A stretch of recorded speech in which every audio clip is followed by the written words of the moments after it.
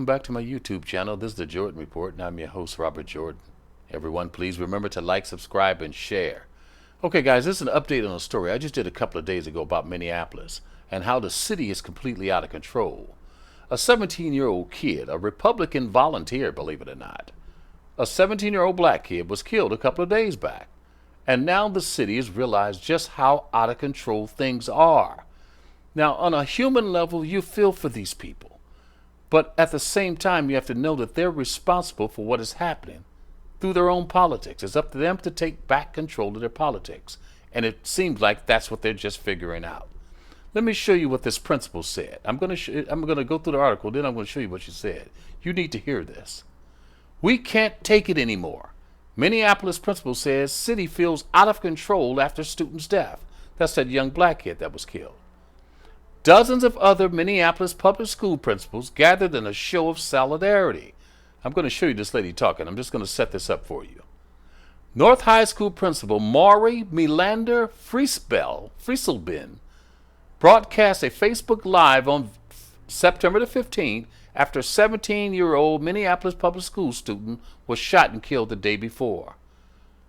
We are literally in a city right now that is completely and entirely out of control. I just have to absolutely say what I feel, Frieselben said on Facebook Live, broadcast from the North High School account. I feel like when I walk into a classroom where the teacher has given up. Now, I'm going to show you her saying all this stuff. This really breaks your heart, but it's something we should all see. Yes. Good afternoon, Polar Nation. This is Maury Melander Frieselben. I'm sorry that I'm coming to you late. We usually do daily announcements at 12 o'clock every day, and I'm late today, and I'm gonna show you why.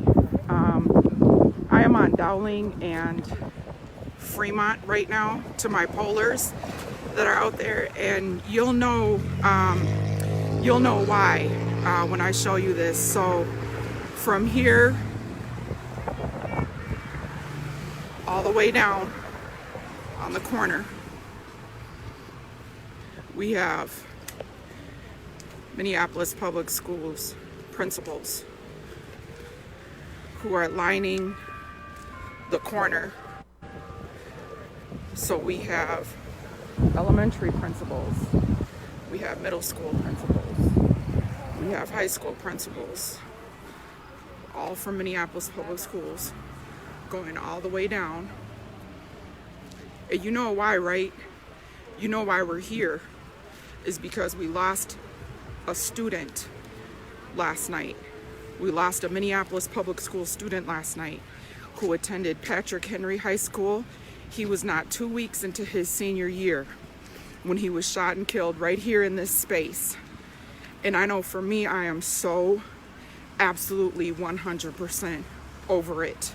For those of you that do not know what is happening in the city of Minneapolis, let me help you understand. So we literally are in a city right now that is completely and entirely out of control.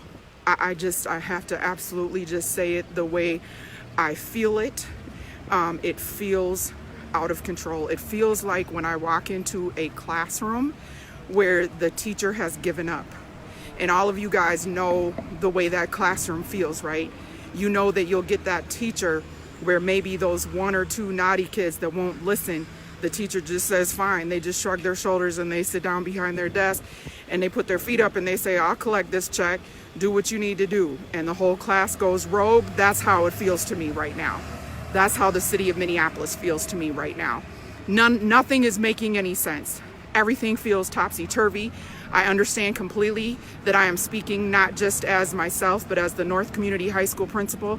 And guess what? I am speaking as the North Community High School principal. I have kids that so badly and so deeply want to be in school. They want to play their sports. They want to get in the weight room. They want to work out. And because of COVID, guess what? They can't do anything. We're kicking them out of the school. We're kicking them out of the weight room. They can't practice. They can't work out. All of these things because of COVID. But just down the street, they see people doing whatever they want. They see tents up. They see hundreds of people just not social distancing, and their law enforcement drives right past it.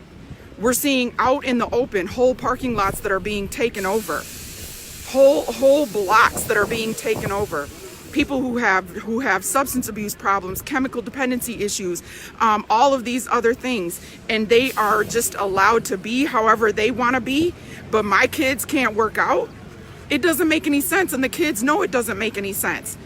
This absolutely, we have an opportunity in Minneapolis to try something different, to do something new, and that's to say that we are not going to be held hostage by the voices of a few. You overhear law enforcement in our city right now, and they feel like, well, the city council doesn't want us, or well, the people don't want us. Which people? Who? Which people is it? Show me where they're at. Okay? So are you talking about the few? Some of them that don't even live here? Are you talking about the people that don't have to worry about their children coming to a store like this, that live in a different part of the city? Is that who you're talking about? Because the people who I'm around need and want good law enforcement. The people who are in my community need and want good law enforcement, and have the maturity to be able to say that we need good law enforcement to need and want us. What I'm seeing in my community is that there's not even patrolling anymore. I can see outright laws getting broken, traffic laws, people driving right through red lights, speeding, going 60, 70 miles an hour. We got kids on skateboards that are getting hit by cars, and nothing. No, what is law enforcement? It's enforcing the law. There is no law enforcement. There is a reaction, but there is no enforcement. And so we can't take it anymore. I mean, look, what does a good principal do? A good principal has control of their school. A good principal does it without being mean and doesn't necessarily carry a big stick.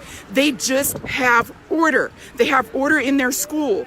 And we are at a spot as principals where we're like, okay, we can't get the kids inside. Okay, you won't let the kid. Okay, so we'll come out here. So we're out here. So you've got about 50 to 60 Minneapolis public school principals that are out here, and we'll hold space.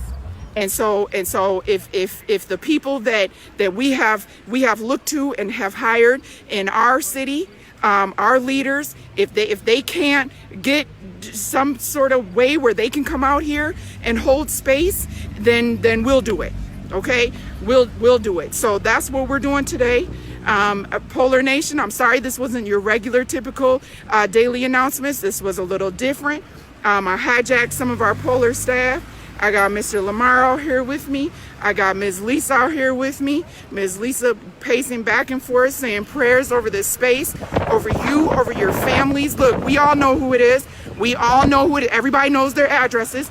Everybody knows the problem areas. And everybody knows the problem houses, okay? It's time for somebody to come out and say the things that nobody else really wants to say. And if you don't see this video later, it's probably because I said too much. But you know that I love you. You know that we love you. You know that we are fighting. We are out here for you. Polars, be safe, okay? Be safe. We know that this feels wrong. We know that the world feels topsy-turvy right now, and we're not going to be quiet about it. Okay, guys. That's what's going on in Minneapolis. Again, you feel sorry for these people, but this is what happens when you let a handful of people take over the politics of your city. These people are learning a very, very harsh lesson.